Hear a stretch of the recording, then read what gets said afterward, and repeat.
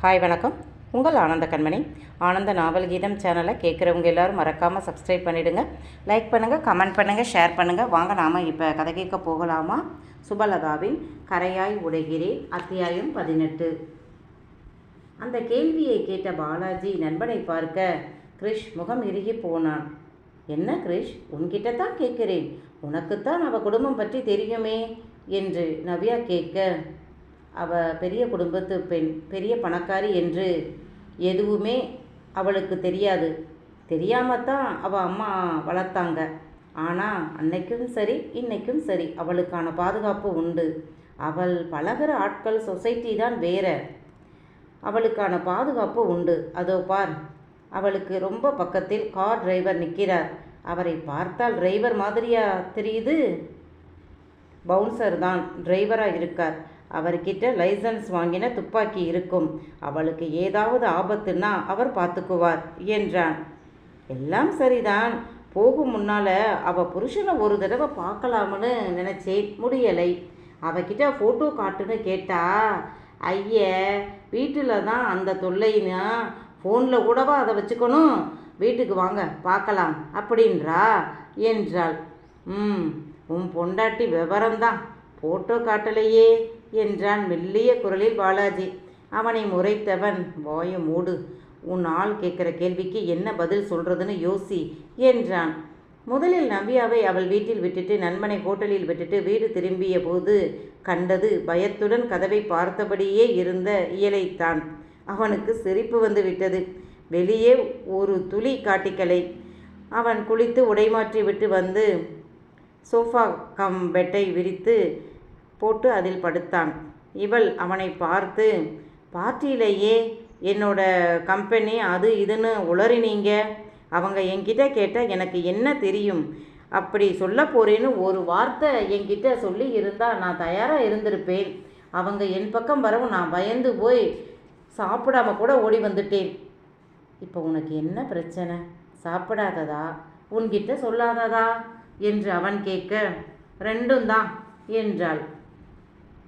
அந்த பெண் இப்படி பட்டவர்த்தனமாக கேள்வி கேட்பான்னு எதிர்பார்க்கலை. அதுதான் குளறுபடியாக போச்சு.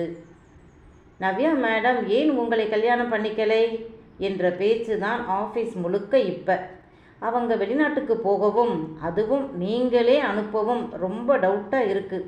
அதுதான் அப்படி கேட்டாங்க. புரியுது, என்ன பண்ணுறது? நவ்யா வசதியாக ஆடம்பரமாக வாழணும்னு நினைக்கிற பொண்ணு. அவளுக்கு நான் பணமாக கொடுத்தா வாங்க மாட்டா. அந்த பாலாஜி அவளை படிக்கும்போது ஒரு தலையாக விரும்பினான். அவனும் பணக்காரன்தான். அவங்க வீட்டில் இவன் 3வது பையன். அண்ணன்கள் இருக்காங்க. இவளை கல்யாணம் பண்ண ரெடியாக இருக்கான். என்னதான் அவனோட கம்பெனியை வெளிநாட்டில் பார்த்து கொண்டாலும் அவன் அண்ணனின் கண்ட்ரோலில் தான் அவன் இருக்கான். இஷ்டப்படி இவன் செலவு பண்ண முடியாது. ஆடிட்டருக்கு கணக்கு கொடுக்கணும். அது அவன் அண்ணன் கவனத்துக்கு போகும். இவனை நவ்யா கல்யாணம் பண்ணினா சந்தோஷமாக இருப்பா. ஆனால் ஆசைப்பட்டபடி இருக்க முடியாது. என் பொண்டாட்டிக்கு நான் செய்வேன்னு இவன் சொல்கிறான் தான், அதை நம்பி நான் விட முடியாதே. அப்பத்தான் என் அப்பா, அத்தைக்கும் உனக்கும் எப்படி அவர்தான் செய்தாருன்னு தெரியாமலே செய்தாரோ அப்படி என் பணத்தை உன் பணம் என்று சொல்லி கொடுக்கிறேன். அது எப்படி அவங்க நம்புவாங்க என்றால் இயல். நம்ப வைக்கிறது அவன் வேலை, எனக்கென்ன? எனக்கு தூக்கம் வருது. இனிமேல் இப்படி ரோட்டு கடையில் உட்காந்து சாப்பிடாத. நீ ஒன்றும் சாதாரண பெண் இல்லை, என் மனைவி. அதற்கான பொறுப்புடன் நடந்துக்க என்றான். இவள் முகம் சுருங்கி போனது. ஏன், இங்கே சாப்பிட்றவங்க எல்லாம் மனுஷங்க இல்லையா என்று இவள் கேட்க, மனுஷங்க தான், ஆனால் ஆபத்து இல்லாதவங்க. நீ என் மனைவி என்று இங்கே யாருக்கும் தெரியாதுதான். ஆனால் நீ போட்டிருக்கும் நகை உனக்கு ஆபத்தை கொடுத்து விடும் என்றான். அது சுடரும் வரும்போது சொன்னதுதான். எனவே வாயை மூடிக்கொண்டாள். ஆனால் அவன் கையை பிடித்து கொண்டு படுத்தாள். அங்கே பாலாஜி தலையால் தண்ணி குடித்தான். நவ்யா அவனை அப்படி படுத்தி கொண்டு இருந்தாள். கிரிஷ் தெரியாமல் சொல்லலை, நவ்யா வெகு புத்திசாலி, திறமைசாலி என்று. இப்போ கடந்து முழிக்கிறேன். என்ன சொன்ன நவி? இயலிசை மாமனார் எனக்கு எதுக்காக 500 கோடி ரூபாய் தரணும்? எனக்கு இது அவரை தெரியாதே. உனக்கு தெரியாது தான், ஆனால் கிறிஷுக்கு தெரியுமே. அவன் பொறுப்பில் உனக்கு கொடுத்துருக்கிறாரு. மீதி 500 கோடிக்கு பொருளாக கொடுக்க போகிறார். நம்ம கம்பெனிக்கு தேவையான உதிரி பாகங்களை அவர்கிட்ட இருந்து தான் வாங்கி அசம்பிள் பண்ணி கொடுக்க போகிறோம். அவங்க தான் நமக்கு வேலை தரப்போகிறாங்க. நாம் ஆட்கள் வைத்து வேலையை முடித்து கொடுக்க போகிறோம். பிறகு வெளியேயும் ஆர்டர் பிடித்து செய்யணும் என்றான். ஓ, கிறிஷுக்காக கொடுத்ததா? என்னை ஏன் பார்ட்னர் ஆக்கின? நான் எங்கே ஆக்கினேன்? நம்ம 2 பேரையும் திருமண வாழ்க்கையிலும் தொழிலிலும் பார்ட்னர் ஆக்கியது அவன்தான். அதை அவளிடம் சொல்ல இது நேரம் இல்லை. எனவே வாயை இறுக மூடிக்கொண்டு வேற ஏதோதோ பேசி சமாளித்தான். மறுநாள் ஏர்போர்ட்டில் கிறிஷ் இருவரையும் ஏற்றி விடும்போது ஏனோ அவனையும் அறியாமல் கண் கலங்க, ஸ்ரீ, நான் உனக்கு எப்பவும் நல்லது தான் செய்வேன். தவறு செய்தாலும் கூட என் சூழ்நிலை தான் காரணமே தவிர நான் இல்லை. எனக்கு எப்பவும் நீ ஒரு நல்ல தோழி. நீ நிறைய சாதிக்கணும், நிறைய சம்பாதிக்கணும். பெஸ்ட் ஆஃப் லக் என்றான். அவனை உற்று பார்த்தவள், தோழின்னு தான் சொல்கிற, மனைவி என்று சொல்லலை. ஏன்னு எனக்கு புரியலை. ஏதேதோ சொல்லி குழப்பின. விடு, நானும் இப்போ குழம்பித்தான் இருக்கேன். தெளியும் போது இருக்குடா உனக்கு என்றுதான் கிளம்பினாள். அதன் பிறகு அவர்கள் வாழ்க்கை இயல்பாக சென்றது. காலையில் எழுப்புவது மட்டும் அவன்தான். தலையணையில் 4 மொத்தித்தான் எழுப்புவான். மற்றபடி வீட்டை, குடும்பத்தை அத்தை சொல்லி கொடுத்தபடி எளிதாக நிர்வாகம் செய்தால்.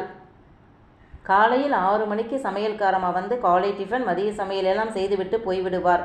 கிறிஸ் ஆஃபீஸ் சென்ற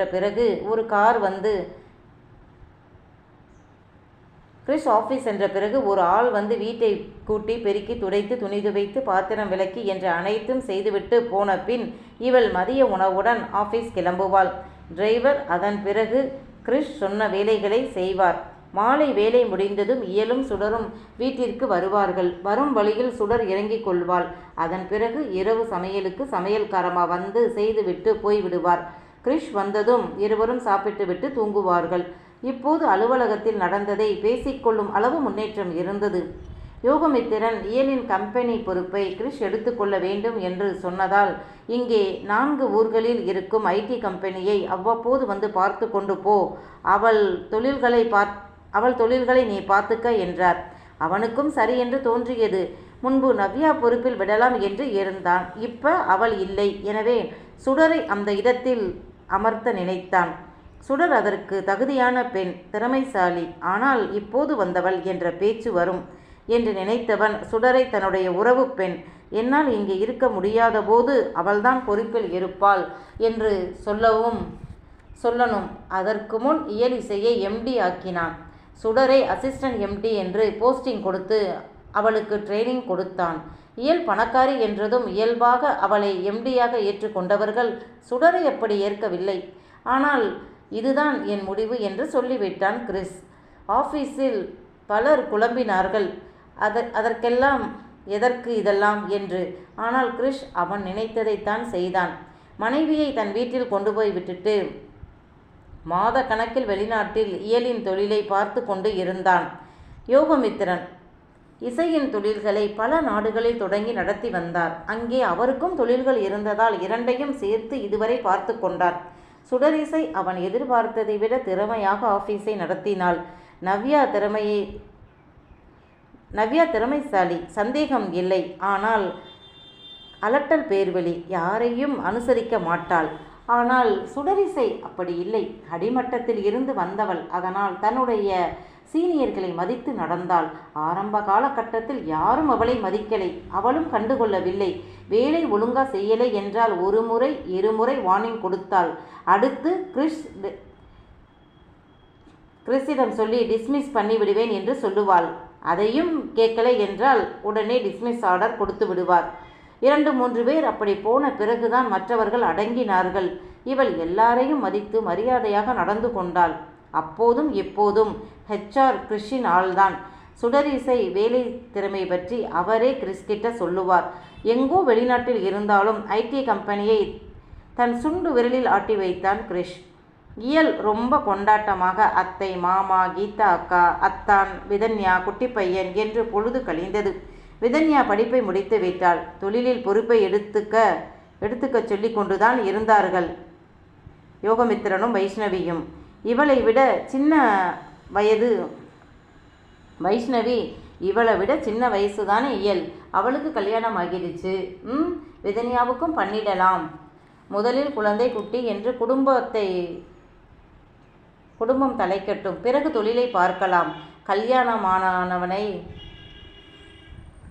ஆனவனை அவன் பொண்டாட்டி கூட வாழ விடாமல் வெளிநாட்டுக்கு துரத்தி விட்டுட்டீங்க.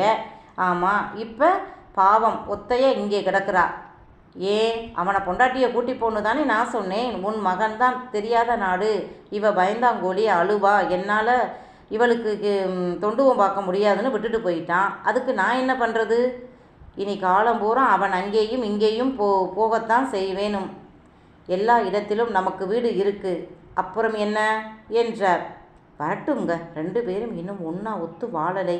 வாழ்ந்த பிறகு விட்டுட்டு போக மாட்டான். அதுவரை தானே விடுங்க. மருமகளும் நம்ம கூட இருந்து பழகட்டும்.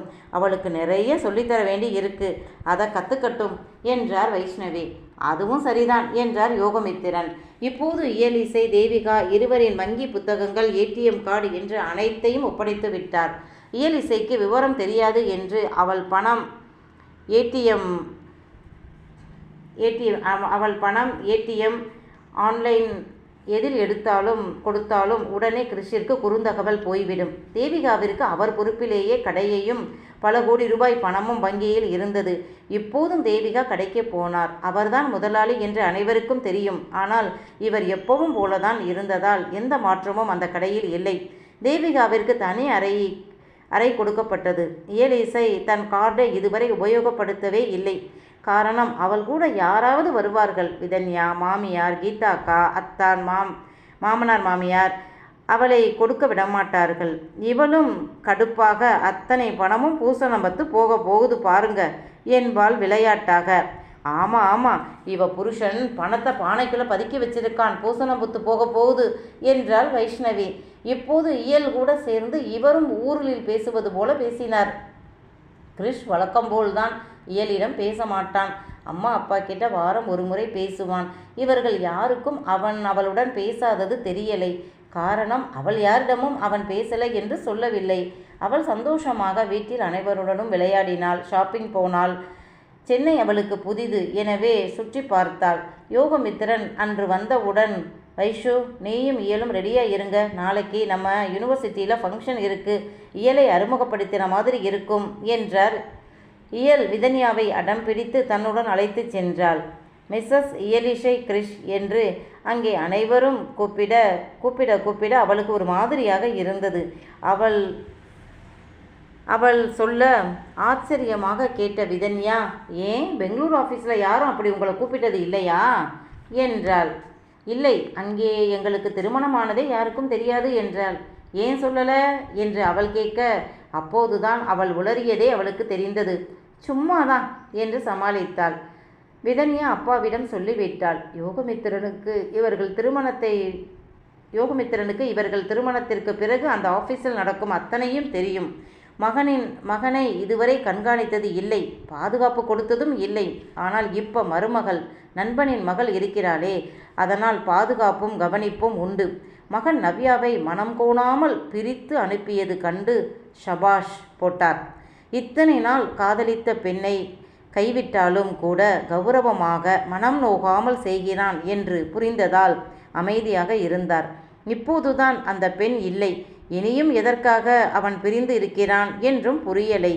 மகன் என்றாலும் சில விஷயங்களில் தலையிடக்கூடாது என்று விலகி நின்றார்.